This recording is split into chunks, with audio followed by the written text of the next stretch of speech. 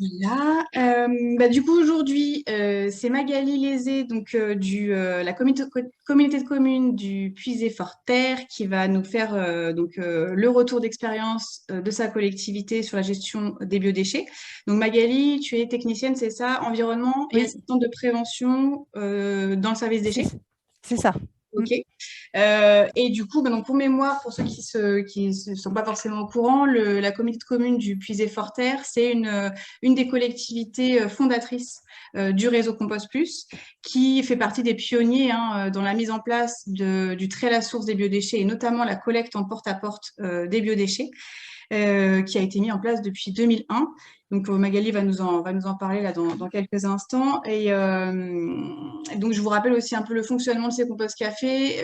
Vous pouvez poser toutes les questions que vous voulez, soit pendant si vous avez envie, parce que là vous avez envie d'avoir une précision sur le moment. Sinon vous pouvez attendre la fin de la présentation de Magali et ensuite on peut échanger sur les thématiques exposées, des questions et les autres aussi présents. N'hésitez pas à apporter en fait aussi vos propres retours d'expérience pour compléter éventuellement les propos de Magali ou de quelqu'un d'autre. Voilà, c'est vraiment un moment très proche, convivial et voilà, pour échanger entre vous. Et si même vous avez une autre thématique à aborder, une question, profitez-en que vos collègues, vous avez vos collègues sous la main, donc n'hésitez pas à le faire.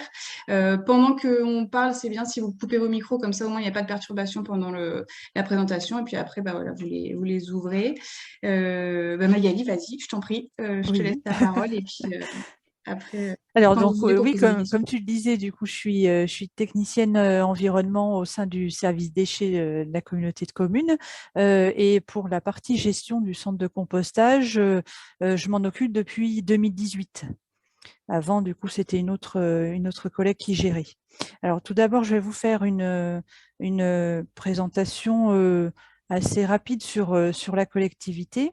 La communauté de communes regroupe 57 communes et donc ça représente à peu près 34 000 habitants.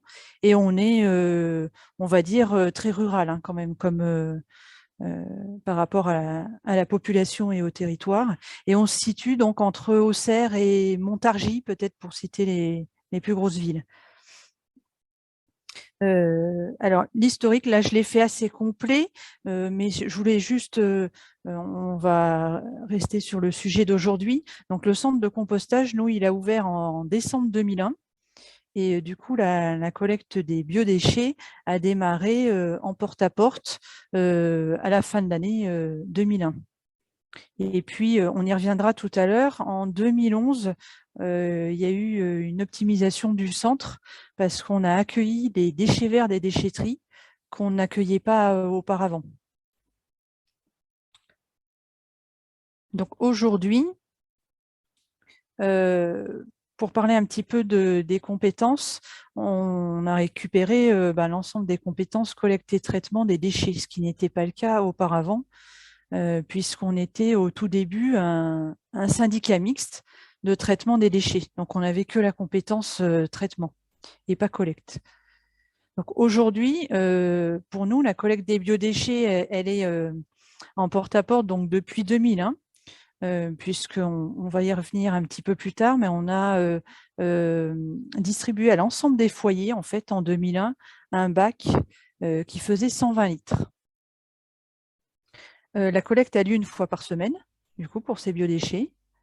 Et donc après, comme on a des camions bicompartimentés, une semaine, c'est les déchets ultimes, et une autre semaine, ce sont les emballages. Donc chacun, du coup, tous les 15 jours.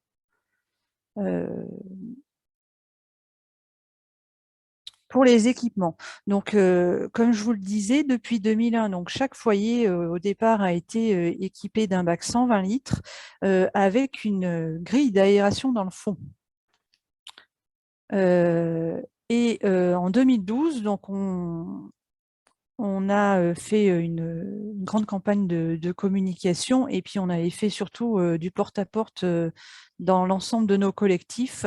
Alors, c'est du petit collectif, hein. On n'est pas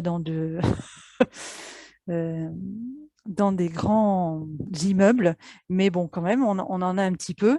Et donc, on avait rencontré l'ensemble des personnes donc en leur attribuant un bioseau de 28 litres. Et donc, en bas de chaque immeuble, il y avait eu des bacs 240 litres de mis en place. Pour l'instant, je vous décris ce qu'on a fait et puis après, je vous dirai les inconvénients qu'on a pu relever pour certains points. Donc, ça, c'était la mise en place du coup. Donc, bac 120 litres pour l'ensemble des foyers et un bioseau de 28 litres et un bac collectif de 140 litres pour les collectifs. Et en fait, le bac 120 litres est beaucoup trop grand, puisque les gens, alors au début, notre communication, c'était, on avait dit, on accepte donc les biodéchets, donc reste de repas, épluchures et déchets végétaux. Et donc, en fait, tout de suite, les habitants ont sauté sur l'occasion pour remplir leur bac de déchets verts. Et donc là, depuis 2 ans, on remplace, mais progressivement, en fait, au fur et à mesure que les bacs 120 litres deviennent vétustes, on les remplace par des 60 litres. Mais il n'y a pas une grande campagne en fait pour remplacer l'ensemble d'un seul coup. Donc c'est progressivement. Et puis pour la partie logement collectif, c'est pareil. Les bacs 240 litres, on s'est rendu compte que ça nous posait des soucis de poids. Donc on a été obligé de les remplacer par des 120 litres. Alors, la mise à disposition en fait de ces bacs. Alors, au tout début, comme je vous ai dit, on a distribué dans chaque foyer un bac 120 litres. Et petit à petit, en fait, on a proposé aussi un bioseau et ou composteur. Donc, le premier équipement est gratuit. Et le deuxième, par contre, va devenir payant si les gens souhaitent garder le bac à biodéchets. Et donc, tous ces équipements, en fait, nous, on fait la livraison dans les communes et c'est les communes qui livrent les équipements. Alors, on a aussi de la livraison en direct, mais c'est vrai que au tout début, la première distribution là, des bacs 120 litres a été faite par l'intermédiaire des mairies. Chaque équipement reste la propriété de la communauté de communes. Donc, vraiment, l'équipement, il est en lien avec l'habitation. C'est-à-dire qu'aujourd'hui, si l'habitant déménage, alors, du mieux possible, hein, on s'arrange pour pas que le bac ne bouge, mais bon, bien sûr, des fois, il bouge. Mais il reste normalement affecté à l'adresse. Et donc, comme je vous le disais, oui, après, donc, il est payant quand ils veulent un deuxième équipement et il est aussi payant en cas de vol ou de destruction par des cendres chaudes, par exemple.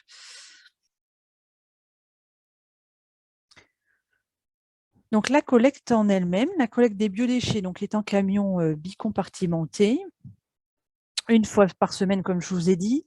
Et donc, on a 3 contrôles de qualité, en fait, sur ces biodéchets, parce que pratiquement depuis le début, les équipiers de collecte, en fait, ont des autocollants de refus qui peuvent apposer sur la poubelle verte.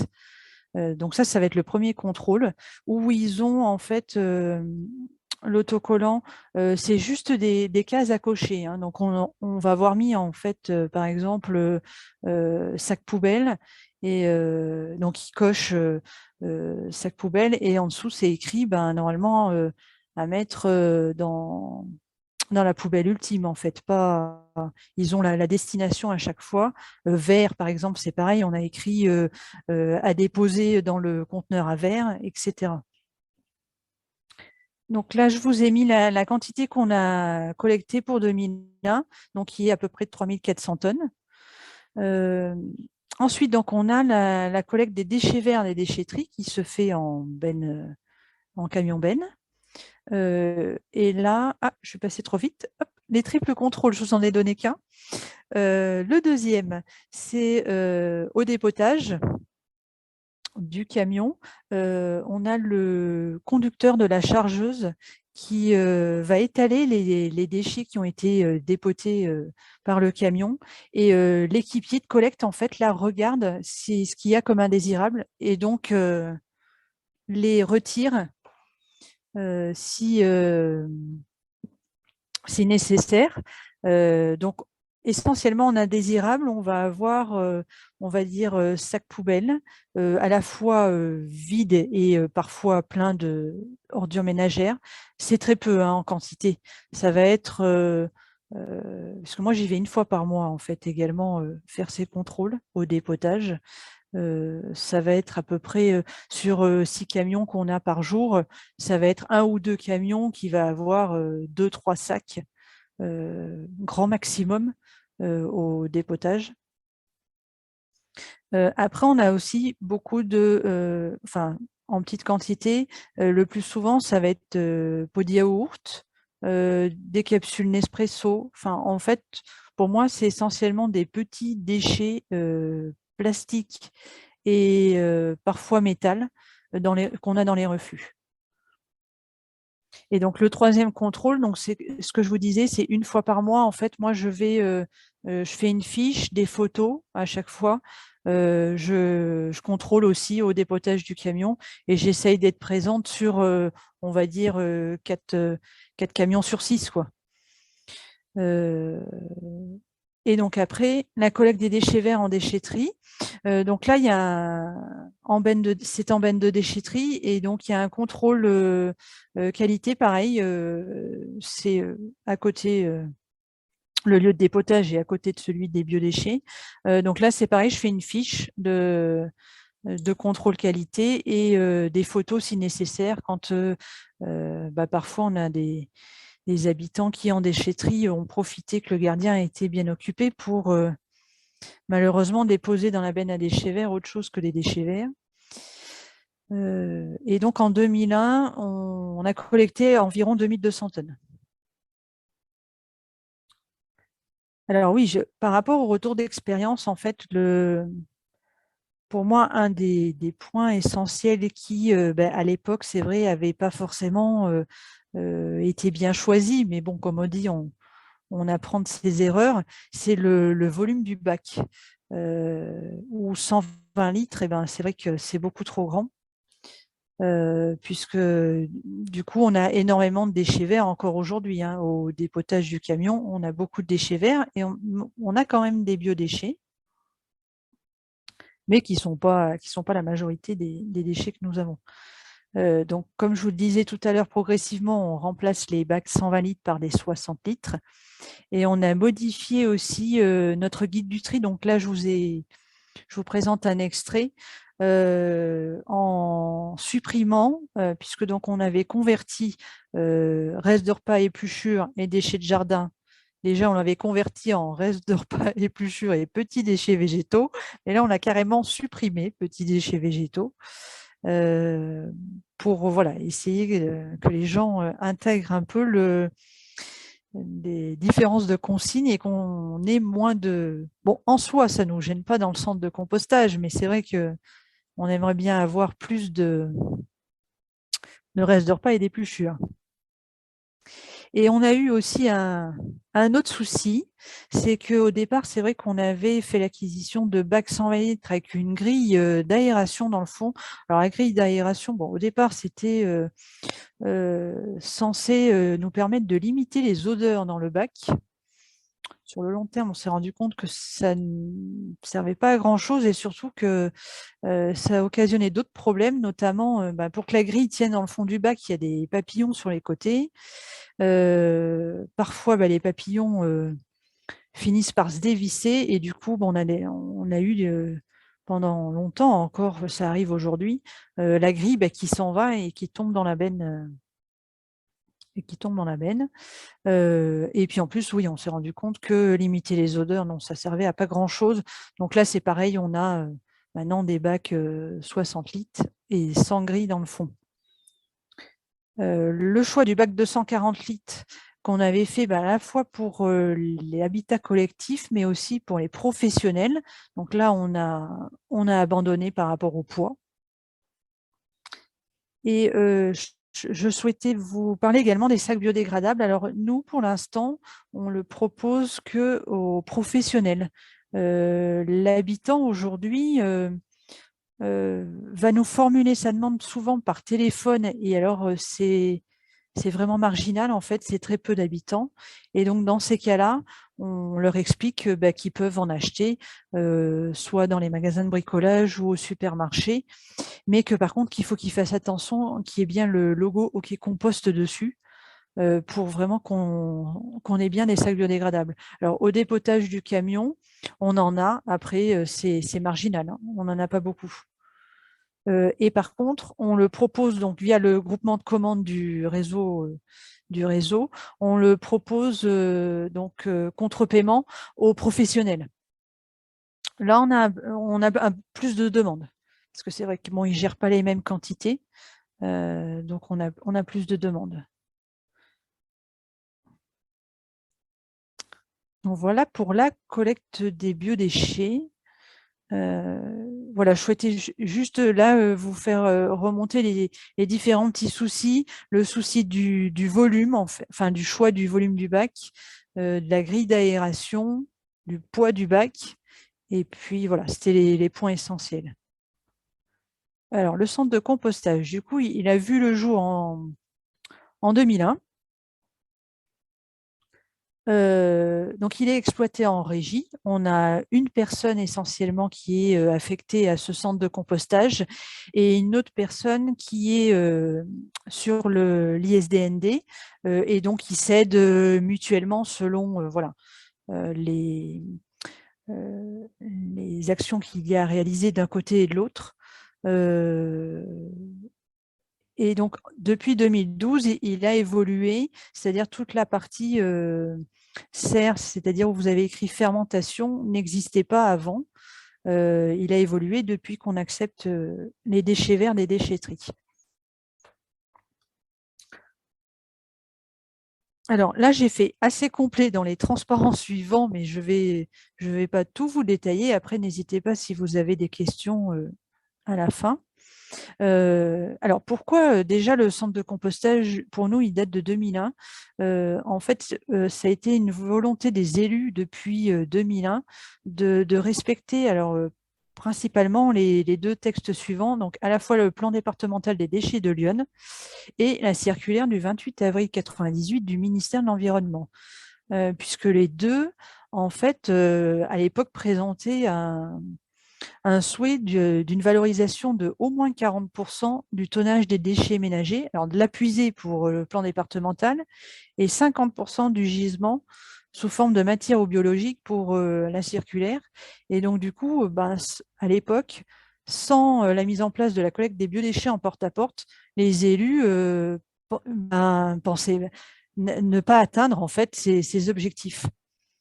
Donc ça, c'est la principale explication. Et la deuxième, c'est que en 2001, en fait, sur le site où je suis là actuellement, on n'avait donc pas de centre de compostage, mais on avait par contre une décharge, hein, à l'époque, où était enfoui tout, puisque à l'époque, c'est vrai que c'était aussi bien tout ce qui était encombrant métallique que non métallique. Et il y avait des soucis d'odeur, en fait, par rapport au voisinage. Et les élus souhaitaient trouver une solution par rapport à ces soucis d'odeur et d'enfouissement un petit peu de tous ces déchets. Donc, c'est comme ça que le centre de compostage est né. Donc, on a adhéré au réseau, alors, dans ce que j'ai retrouvé en 2011, normalement, c'est-à-dire au tout début, puisqu'on était Oui, c'est ça, aussi membre fondateur. exactement. Non, Voilà. mais c'est ça, Donc, en gros, du en coup, 2011, c'est vraiment officiel, en fait. En voilà. gros, depuis Normalement, ça doit être bon. 2006-2007, c'est un peu, voilà, de façon Voilà. Non officiel, non sûrement. officielle, sans la Voilà. création de l'association. C'est ça. Et puis après, du coup, l'intégration de la démarche qualité ASCAD date de 2016 aussi dans ce que j'ai retrouvé. Alors, bon là, je passe parce que c'est vrai que bon, ASCA, j'ai détaillé, mais voilà, on sait, je pense, chacun pourquoi on on a opté pour le label ASCA. Donc, en 2012, on a eu, comme je vous l'ai dit un petit peu au début, une optimisation du centre, puisqu'on a accueilli les déchets verts des déchetteries qu'on n'accueillait pas avant. Donc, du coup, notre capacité de traitement a progressé et donc on a cherché à l'époque à faire un centre de compostage pour traiter au minimum 6 000 tonnes par an de déchets entrants. Et l'objectif aussi, c'était d'allonger le temps de dégradation de la matière, parce qu'à l'époque, avec le premier centre de compostage, en fait, on avait un compost de qualité, hein, puisqu'il répondait à la norme NFU 44051, mais quand même, il avait un temps de dégradation un petit peu plus court, enfin même, je pense, pas mal plus court qu'aujourd'hui. Et du coup, par le biais de cette modernisation, on a cherché aussi à encore améliorer la qualité du compost. Donc, on a créé le tunnel avec donc le mélangeur que l'on voit là, que j'ai mis en photo. Donc, c'est un système de pales pour bien aérer la matière. Et on a un tuyau en fait qui fait toute la longueur là, du fermenteur, qui nous permet d'arroser aussi les déchets. Donc là, pour nous, en fait, c'est le début de la fermentation. Et donc, pour traiter aussi l'ensemble de ces déchets, on a changé de broyeur. Donc aujourd'hui, on est avec un broyeur qui peut broyer jusqu'à 40 tonnes heure. Et on a changé également de crible parce qu'au début, on avait un crible à étoile et maintenant, on a un crible Trommel. Plus récemment, en 2019, donc on a déposé un dossier pour l'agrément sanitaire qu'on a obtenu. Alors ça a été un petit peu long parce que, indépendant de nous en fait, c'est qu'il y avait eu des changements de personnel au sein de la direction départementale de la préfecture. Donc du coup, notre dossier a pas tellement, enfin, a été long à avancer, mais bon, on a fini par obtenir l'agrément donc au mois d'octobre 2021. Alors, cet agrément nous a permis de nous améliorer en fait sur certains points que je vous ai détaillés en dessous, si ça peut vous aider. Alors, on n'avait pas du tout de plan de maîtrise sanitaire, donc ça, c'était la création majeure en fait par rapport à l'obtention de l'agrément sanitaire. Et alors après, des petites choses en fait qu'on n'avait pas, mais qu'il a fallu mettre en place suite à leur audit, notamment la fameuse question de comment je prouve que les andins sont hygiénisés à 30 cm de profondeur. Parce qu'en fait, aujourd'hui, donc on a un contrôle de température au niveau du mélangeur que je vous ai montré tout à l'heure. On fait tous les 2 jours, en fait, sur toute la longueur du tunnel, on fait des prélèvements, enfin, on fait des mesures ponctuelles de température. Et donc après, on constitue notre andin. Et quand l'andin est constitué, là, on a des prélèvements de température en continu, par le biais de sondes, donc à la fois à 1 mètre et à 1,50 m de profondeur. Mais pour l'auditeur, ça ne suffisait pas. Donc là, aujourd'hui, j'ai rajouté des contrôles de température ponctuels à 30 cm de profondeur. Quand l'andin est constitué, donc on a racheté des boîtiers et des sondes pour pouvoir contrôler la température à 30 cm de profondeur et prouver que à cette profondeur-là, on a bien aussi hygiénisation du futur compost. Et après, donc, il y avait 2 autres points où on n'avait pas forcément fait de procédure, notamment de procédure de vérification de nos clôtures, notamment parce qu'on a on est entouré un petit peu d'animaux, donc des sangliers qui potentiellement peuvent rentrer chez nous et peut-être apporter des maladies par rapport à notre compost. Et aussi, l'autre point, c'était, puisque les bennes bicompartimentées dont je vous parlais tout à l'heure ne sont pas à nous, elles sont un prestataire de collecte. Alors, j'allais, moi, contrôler déjà, avant l'audit, là, pour l'agrément sanitaire, j'allais contrôler le nettoyage des camions, mais ce que je faisais ne suffisait pas, en fait. Donc, l'auditeur souhaitait une grille d'audit réelle avec différents points de contrôle pour prouver que le nettoyage et la désinfection des bennes de collecte étaient bien réalisés par notre prestataire. Donc, du coup, ça, je le fais 2 fois par an. Je le fais une fois en les prévenant et une autre fois de façon inopinée.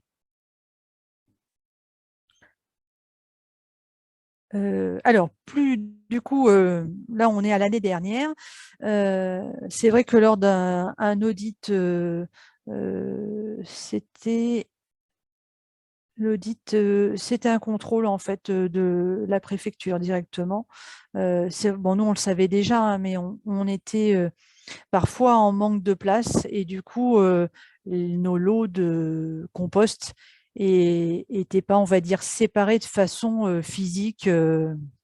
Donc, on a du coup, depuis 2021, alors déjà, on a certains lots sont constitués de 2 andins. Avant, je faisais un lot, un andin, mais aujourd'hui, en fait, je fais selon la demande. C'est-à-dire quand je commence à avoir beaucoup de demandes, je suis obligée de faire un lot, un andin, parce que sinon les agriculteurs attendraient trop. Et par contre, quand je vais avoir moins de demandes, alors cette année, il y a eu une grosse demande tout au long de l'année. On reviendra dessus tout à l'heure pourquoi. Je pense que pour vous, c'est sans doute pareil. Donc, du coup, j'ai été obligée de faire un lot, un andin. Mais bon, dès que je peux, du coup, dès qu'il y a moins de demandes, je fais deux andins, un lot. Et du coup, on a installé des murets béton, là, que vous voyez sur la photo du haut, pour vraiment faire une séparation nette entre nos 2 lots. Et puis, depuis 2021 aussi, en fait, j'ai eu une demande d'un agriculteur, notamment par manque de compost, parce que du coup, nous, face à toutes les demandes que nous avons, j'ai pas assez de compost pour répondre aux demandes des professionnels, en tout cas, puisqu'on donne la priorité aux habitants par le biais des communes qui viennent en chercher chez nous directement et par le biais des déchetteries, puisqu'on a des camions qui viennent chez nous pour apporter soit les encombrants, soit les déchets verts. Et du coup, au lieu de repartir à vide, elles repartent avec du compost pour mettre à disposition dans les déchetteries. Et donc, du coup, cet agriculteur, en manque de compost, a été d'accord pour nous acheter du broyat de végétaux. Donc, il nous en a pris sur l'année 2021 215 tonnes. Et alors pour l'instant, j'ai qu'un agriculteur, mais qui nous en prend régulièrement. En fait, dès que j'ai 77 tonnes, enfin 80 tonnes si j'arrondis, il est intéressé pour venir en chercher chez nous. Alors, une petite présentation des quantités. Alors, si je l'ai mis, c'est en tonnes. Je l'ai fait également en ratio, mais on est sur c'est les mêmes tendances. Alors, globalement, moi, je dirais que les biodéchets, si on regarde depuis 2011, pour moi, c'est assez stable. Alors, on a, du coup, nous, les biodéchets, comme on a beaucoup de déchets verts, entre les deux, biodéchets et déchets verts, ça suit globalement les mêmes tendances. Les déchets verts étaient faibles en 2011, essentiellement dus à l'année de sécheresse, je pense. Donc, c'est pour ça qu'on a des déchets verts qui ont une quantité faible par rapport à l'ensemble des autres années en 2011. Et on le retrouve un peu en 2020 qui était aussi… Alors, 2020, la cause, je pense, était différente. Alors, je suis ouverte